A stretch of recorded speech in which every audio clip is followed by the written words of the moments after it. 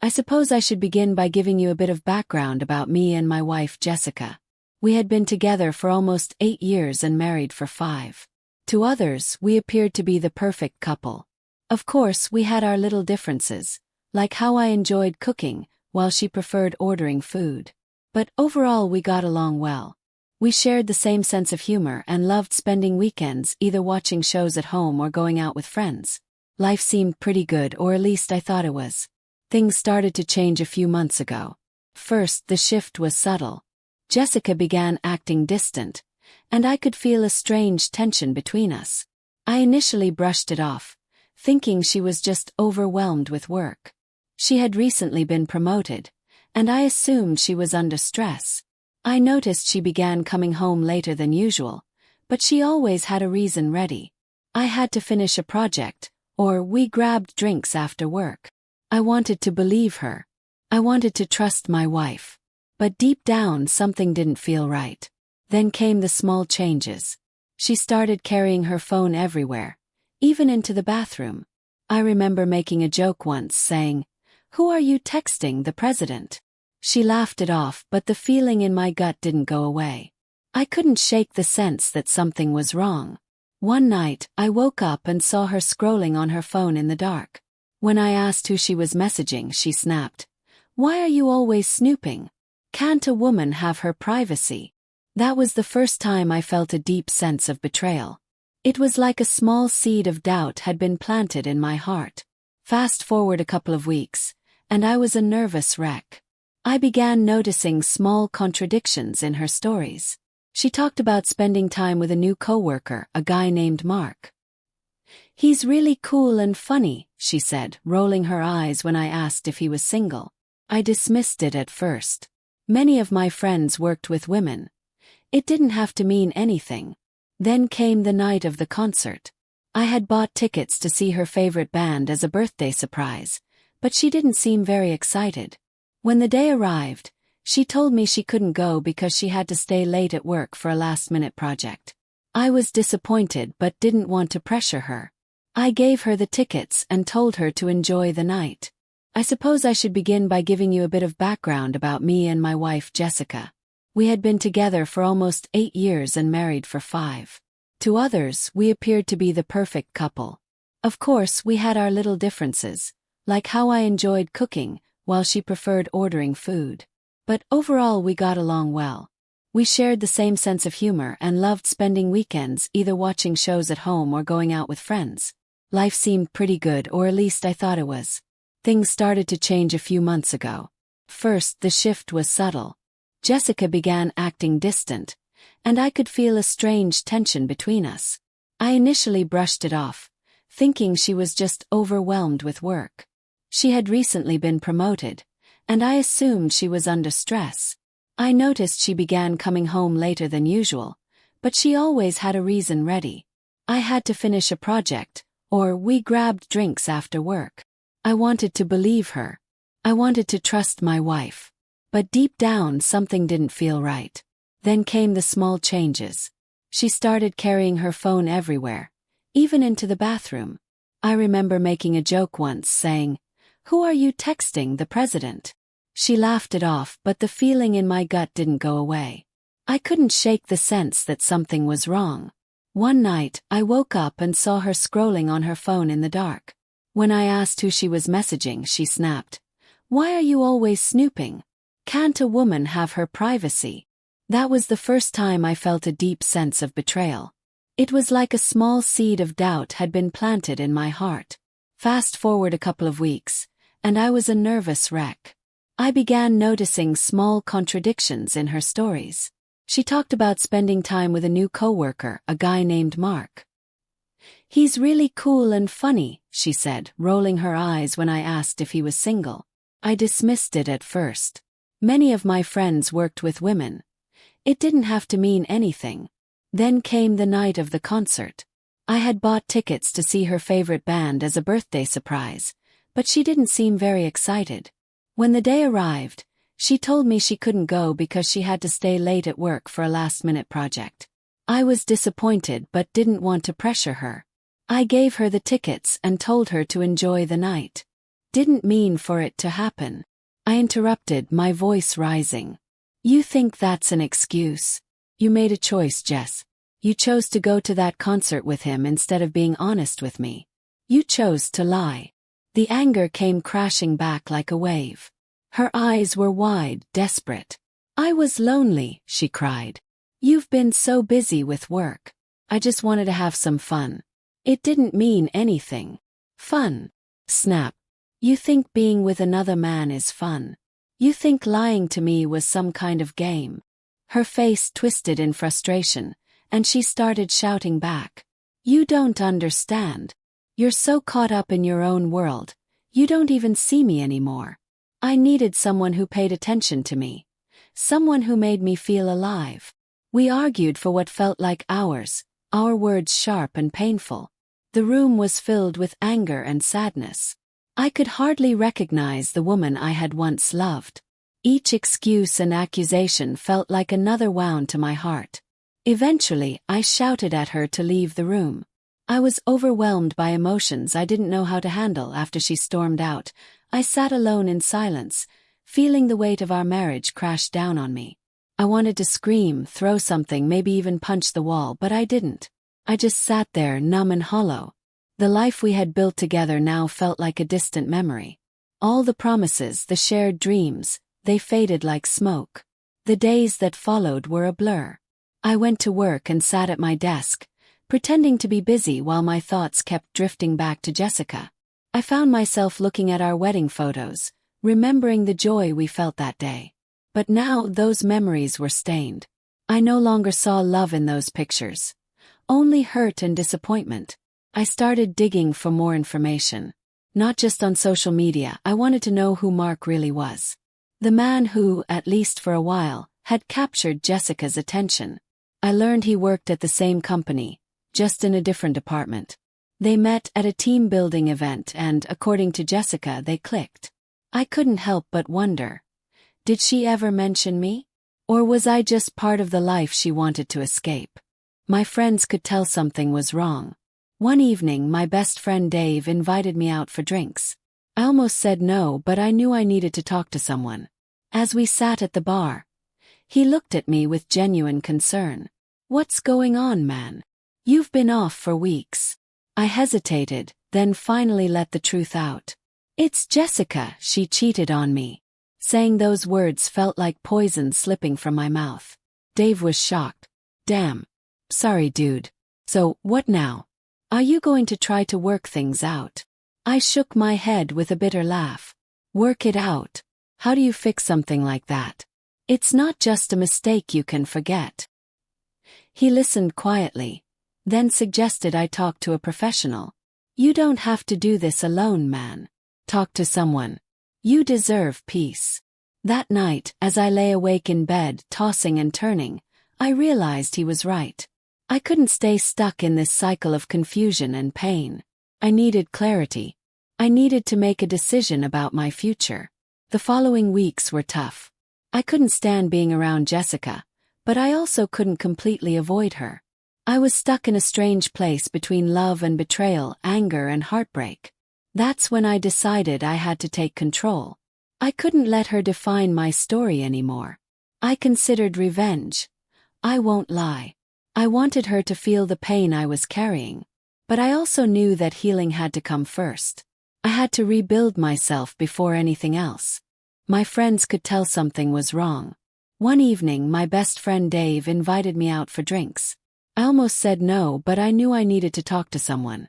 As we sat at the bar, he looked at me with genuine concern. What's going on, man? You've been off for weeks. I hesitated, then finally let the truth out. It's Jessica, she cheated on me. Saying those words felt like poison slipping from my mouth. Dave was shocked. Damn. Sorry, dude. So, what now? Are you going to try to work things out? I shook my head with a bitter laugh. Work it out? How do you fix something like that? It's not just a mistake you can forget. He listened quietly, then suggested I talk to a professional. You don't have to do this alone, man. Talk to someone. You deserve peace. That night, as I lay awake in bed, tossing and turning, I realized he was right. I couldn't stay stuck in this cycle of confusion and pain. I needed clarity. I needed to make a decision about my future. The following weeks were tough. I couldn't stand being around Jessica, but I also couldn't completely avoid her. I was stuck in a strange place between love and betrayal, anger and heartbreak. That's when I decided I had to take control. I couldn't let her define my story anymore. I considered revenge. I won't lie. I wanted her to feel the pain I was carrying. But I also knew that healing had to come first. I had to rebuild myself before anything else. So I started small. I went to the gym more often, not just to burn off stress but to feel stronger. With every workout, every drop of sweat, I felt a little bit of the hurt wash away. The gym became my escape, a place where I could breathe again. I also started therapy. The first session was uncomfortable, but as I opened up, I realized how deeply this betrayal had affected me. My therapist asked thoughtful questions, even ones I didn't want to answer.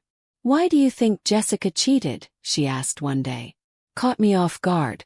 I had been so focused on my pain that I hadn't considered her side. Had she felt ignored? Had I unknowingly pushed her away? "It's hard to say," I answered slowly. "I thought we were happy. I thought she was content." "Relationships are complicated," she said gently. "It's rarely just one thing. But now, it's about how you choose to move forward." Her words stayed with me. I couldn't change the past, but I could decide how to respond. That thought gave me strength. While I focused on healing, Jessica tried to reconnect. She left notes around the house, sent nostalgic texts, and even suggested a weekend getaway. But it all felt too soon, too shallow. I couldn't pretend everything was fine. I needed her to understand just how deep the damage went. One night, after another half-hearted gesture from her, I snapped. "You can't act like this didn't happen, Jess," I said firmly. "You broke my trust. Do you even understand what that means?" Her face fell. "I know. I'm trying to fix it. I still love you." "Love? Is that what this is? Lying? Cheating?" I asked, my voice shaking. Tears welled up in her eyes. For a brief moment I felt sorry for her. But I pushed that feeling away. I had to stay strong for my own sanity. That's when I decided to confront her with the truth, not for revenge, but to make her face the reality of what she had done. I gathered everything, screenshots, photos, messages, and planned what I would say.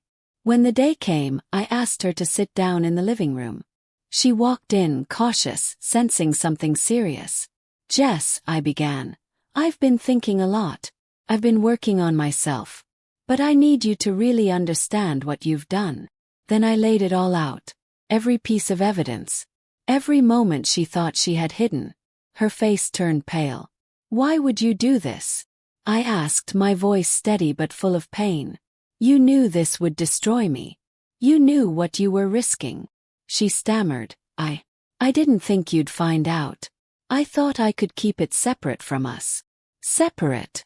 I repeated. "You can't separate betrayal. You broke our vows. You broke me." After she stormed out, I felt the full weight of our marriage pressing down on me. I wanted to scream, throw things, punch the wall, but I didn't. Instead, I just sat there in silence, feeling hollow. I could barely recognize the life I had built. Every shared secret, every promise, felt like smoke, fading and disappearing. The next few days passed in a haze. I went to work, sat at my desk, and pretended to focus while my mind constantly drifted back to her. I found myself staring at our wedding photos, remembering the happiness of that day. But now those memories were stained. I couldn't see the love anymore, just betrayal and sorrow. Eventually I started digging, not just through social media. I wanted to know who Mark was, the man who had taken my wife's heart, even if only for a moment. I found out he worked in a different department at her company. They met at some team-building event. That's where it started, or at least that's what Jessica claimed. I wondered if she had ever mentioned me to him, or if he was just an escape, something new, a way to run from the life we had built. My friends started noticing something was off. One night, my best friend Dave invited me out for drinks. I didn't feel like going, but I accepted. I needed to vent, to let some of this out. At the bar, he looked at me with concern etched all over his face. "What's going on, man? You've been off for weeks." I sighed. The words felt foreign, like poison slipping from my tongue. "It's Jessica. She cheated on me." "I'm sorry, dude," he said, genuinely shocked. "What are you going to do? Are you going to try to work it out?" I let out a bitter laugh. Work it out? How do you work out something like that? It's not like I can just forget. The conversation drifted, but I could tell Dave was worried. He suggested I talk to a professional, someone who could help me sort through everything. "You don't have to do this alone, man. You deserve better." That night I lay in bed, restless. I couldn't keep living in this fog of pain and confusion. I needed clarity. I needed to figure out what came next. As days turned into weeks, I felt like I was losing myself. I couldn't stand being near Jessica, yet I couldn't avoid her either. I was trapped in a cycle: love and betrayal, anger and sadness. That's when I decided I needed to take control. I was done letting her choices define my reality. Revenge crossed my mind. I wanted her to feel the pain she had caused me. But I knew I couldn't let it consume me. I had to start with myself. I started going to the gym, not just to burn off the frustration, but to feel stronger physically and mentally. Every mile I ran felt like a step away from the betrayal. Every drop of sweat helped wash away a little of the hurt. The gym became my sanctuary. I also began seeing a therapist. I'd thought about it before, but now I finally made the call. The first session was awkward. I didn't know where to begin. But as I shared my story, I realized how deeply I had been affected. The therapist listened, asked questions, helped me dig into feelings I had buried. One day she asked, "Why do you think Jessica felt the need to cheat?" I didn't have an answer. "I thought we were happy," I said. "I thought she was content." "Relationships are complicated," she replied gently. "It's rarely just one thing. But what matters now is how you choose to respond." Her words stuck with me. I could drown in the pain, or I could rewrite my story. Jessica was still trying. She left notes, sent texts, brought up memories, even suggested a weekend trip. But it felt forced, like she was trying to skip the hard part. I needed her to understand the damage she had caused. One evening, after another attempt to reconnect, I snapped. "You can't just pretend everything is okay, Jess. You broke my trust. Do you even understand what that means?" She flinched, her face full of regret. "I know. I'm trying. Love you. I want to fix this." "Love? Is that what you call lying and cheating?" she cried. For a moment I almost felt guilty. But I forced myself to stay strong. I needed to protect myself. I needed to stand my ground. That's when I started building a plan. Not for revenge, but for closure. I collected proof of her affair. Screenshots, photos, messages. Not to shame her, but to confront her, to hold her accountable. When the day came, I called her into the living room. "Jess, I've been doing a lot of thinking. I've been trying to process this. But you need to understand the impact of what you did." I laid out the evidence in front of her. She went pale. This wasn't just a talk. This was a reckoning. "Why would you do this? You knew it would hurt me." She struggled for words. "I didn't think you'd find out. I thought I could keep it separate." "You can't separate betrayal like that. You broke our vows." At that moment I felt empowered. I was taking control. She cried. "Please. Sorry. Love you. I want to make it right." But I couldn't see the woman I married anymore. Only someone who had made a choice, and that choice had consequences. "Love isn't enough," I said firmly. "You need to prove to me that I can trust you again." I didn't know what the future held, if we'd work things out or part ways. But I knew one thing. I was done being the victim. I was ready to reclaim my life. That night, I felt a strange mix of fear and excitement. The path ahead was uncertain, but for the first time in weeks, I felt hopeful.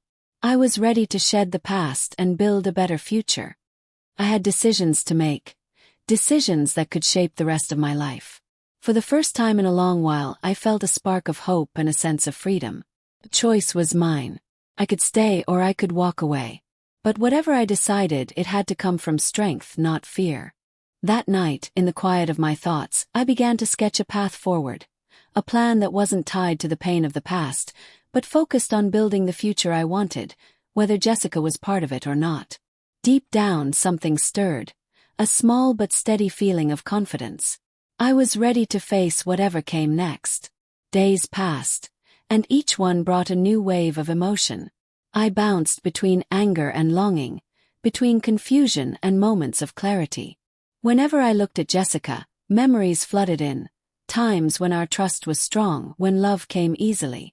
But those memories were always shadowed by the truth of what had happened. The betrayal, the lies, the broken trust. In the meantime, I stuck closely to my new routines. Therapy became a lifeline, helping me sort through the storm inside my head. One day, my therapist looked at me and asked plainly, "What do you really want?" The question hit me hard. "I want to feel whole again," I said, my voice trembling. "I want to love and be loved without constantly carrying the weight of betrayal. But I also don't want to give up on my marriage without making sure I've tried everything." She nodded gently. "Then what's holding you back?" she asked, leaning in with care. "If you believe there's even a chance for healing between you two, it's worth exploring, but you have to be honest with yourself first." That was the heart of it. I needed to be honest about what I truly felt, and what I truly wanted. Over the next few days, I reflected deeply on my feelings for Jessica. I thought about the love we had shared, the joy and also the pain, the betrayal and all the damage that had been done. I was torn between the hope of rebuilding and the fear of being hurt again. But eventually I chose to take a leap of faith. I called Jessica and asked her to meet me at a local park. I needed a neutral space, somewhere away from the heavy memories of home. When I arrived, she was already there, nervously pacing. Her eyes widened when she saw me. "Hey," she said, attempting a smile that didn't quite hide her anxiety. "Let's sit," I said, gesturing toward a bench that overlooked a small lake. We sat in silence for a moment, the gentle ripples on the water mirroring the tension between us. "I've been doing a lot of thinking," I began, carefully choosing my words. "About us. About everything that's happened. And I've realized something." Her eyes locked onto mine, filled with hope. "What is it?" "I think I want to try," I said, my heart pounding. "I want to try to work through this. But it's going to take time. And I need you to understand just how serious this is." "I'll do anything," she replied quickly, her voice full of sincerity. "I'm committed to making this work. Love you. I know I hurt you, but I'll prove to you that I can change." "I need you to be patient," I said, the weight of my emotions beginning to lift. "I can't just forget what happened. I need to see real change and real commitment. That means couples therapy for both of us and full honesty. No more secrets." "Of course," she said without hesitation. "I'm ready. I'll do whatever it takes." As we talked, something shifted between us. It felt different, like we were finally ready to face the truth and do the hard work it would take to heal. We created a plan together. We would attend couples therapy, and I would continue with my individual sessions. We discussed boundaries, rebuilding trust, and maintaining open, honest communication. That conversation brought a sense of release. For the first time in weeks, I felt a hint of hope. Our path forward wouldn't be easy, but it was an opportunity. Not just to rebuild our relationship, but to rediscover ourselves as individuals. Over the next several weeks, we committed to the process. Therapy became a space to be vulnerable. We shared our fears, our pain, and our goals. It was uncomfortable at times, but I welcomed it. Discomfort meant we were doing the real work, facing the hard truths. I started to see glimpses of the woman I had once fallen in love with. Jessica was listening more, opening up more. She shared the loneliness she had felt, her fears, and why she had made those choices. She wasn't hiding anymore, she was working, growing, and trying. But doubt didn't disappear overnight. Sometimes I'd catch myself wondering if she was being fully honest, or if she still had contact with Mark. I knew I had to bring those thoughts out into the open, and Jessica had to continually reassure me that she was all in, that she was committed to healing to us. And as we moved through those tough conversations, I started feeling a shift within myself too. I was learning to forgive, not just Jessica but myself. I stopped blaming myself for what had happened. I was reclaiming my strength. I was no longer letting betrayal define me. One evening we were curled up on the couch watching a movie. I looked over at her, and for a moment, I saw something I hadn't seen in a long time. There was love in her eyes. Not just guilt or regret, real love slowly resurfacing. "Jess," I said softly, "I think we can do this. I think we can rebuild." Her face brightened, and for a moment, all the pain felt far away. We both understood it wouldn't be easy. But as we sat together, I realized that the journey ahead was worth it. I had chosen to fight for us. And in doing so, I had also chosen to fight for myself. As I drifted off to sleep that night, I felt lighter. The future was still uncertain, but I wasn't afraid anymore. I was ready to face whatever came next, knowing I had the strength to handle it, whether with Jessica or, if necessary, on my own. The journey was just beginning, and for the first time in a long time, I felt hopeful about what lay ahead. As weeks turned into months, Jessica and I continued our journey of healing. We committed to our therapy sessions, both as a couple and individually. Each session uncovered layers of hurt and resentment, but it also opened doors to growth and understanding. We talked openly about our feelings, the mistakes we had made, and how we could nurture the love that had been clouded by betrayal. One night, after a particularly productive session, we sat on the couch, exhausted but filled with energy. Jessica turned to me and said, "I never realized how much we had lost touch with each other. I want to make sure we never let that happen again." Her sincerity moved me deeply. I felt a rush of emotions, gratitude, love, and a renewed sense of commitment. We had both put in the effort, but it was clear we needed to keep working on strengthening our connection. We started planning regular date nights, small adventures, and even revisiting hobbies we once enjoyed together, like cooking. I remember one evening when we decided to make homemade pizza. We laughed as we struggled with the dough, making the moment light-hearted and fun. And I felt the warmth of intimacy growing. It was as if we were rediscovering each other, learning to communicate, to laugh, to enjoy life together again. That shared laughter and light-heartedness became the foundation we needed to begin rebuilding.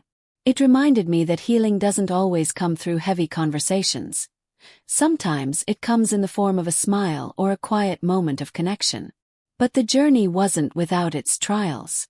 Insecurities still crept in, those persistent, quiet questions that whispered in the back of my mind. Is she truly committed? Am I making a mistake by trusting again? I couldn't ignore those feelings. I had to face them honestly. Sometimes I talked about them with Jessica. Other times I unpacked them in therapy.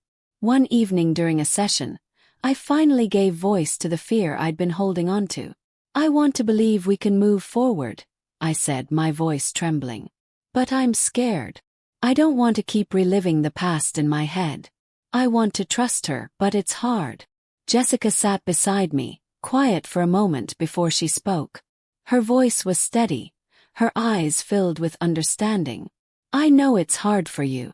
I can't change what I did, but I'm here to prove that I can be trusted again. I'm committed for the long haul, no matter how tough it gets." Her words settled over me like a blanket, heavy with truth but comforting. I realized then that rebuilding trust wasn't a switch to flip. It was a journey we had to take together. A slow, deliberate process that required honesty, consistency, and patience. In those moments of vulnerability, our bond began to strengthen. I started to see flickers of the love we once shared, and more importantly, something new taking shape between us. A deeper understanding. A mutual commitment not just to stay together but to grow together. As we settled into the rhythm of our new normal, life began to feel more balanced. I found comfort in the small things, the honest conversations, the ease in our silences, the laughter that once again filled the spaces between us.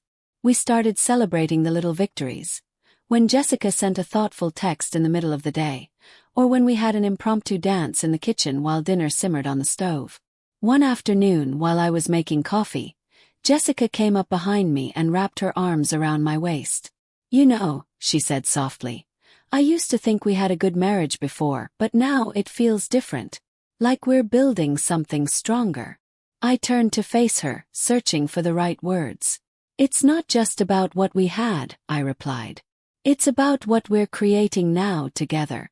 And I think we're finally on the right path." Each day, I felt the walls around my heart slowly crumbling. Not because I had forgotten the pain, but because I was learning how to live beyond it. I wasn't just forgiving Jessica. I was forgiving myself for the pain I had gone through and allowing myself to be open and vulnerable again. Felt freeing. As our anniversary approached, I thought about how much we had overcome. The emotions were still fresh, but the healing was clear. I decided to surprise Jessica with a little trip, a chance to make new memories without the shadow of the past hanging over us. We went to a cozy cabin in the mountains, surrounded by nature. The air was fresh, and the calmness of the surroundings brought peace to my mind.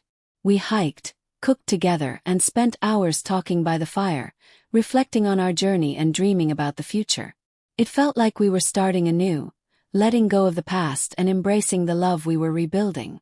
On the last night of our trip, as we sat outside under a blanket of stars, I turned to Jessica. "I can't believe all we've been through," I said, my heart full. "You're not just my wife, you're my partner, my friend, and I'm thankful for the chance to start over." "I feel the same way," she replied, her eyes glowing with sincerity. "Thank you for believing in us, even when it was tough. I promised to keep working on myself, on us." In that moment, I realized that healing wasn't a final destination, but an ongoing journey. It was about accepting the unknown and finding strength in being vulnerable. I had learned to trust again, not just Jessica but myself. I found strength in the face of betrayal, proving that love could survive even the hardest times. As we came back home, I felt lighter, like a weight had been lifted. I had reclaimed my sense of self, and while the scars of the past would always remain, they no longer controlled me. I had emerged from the storm with a renewed sense of purpose and a deeper understanding of what it means to love and be loved.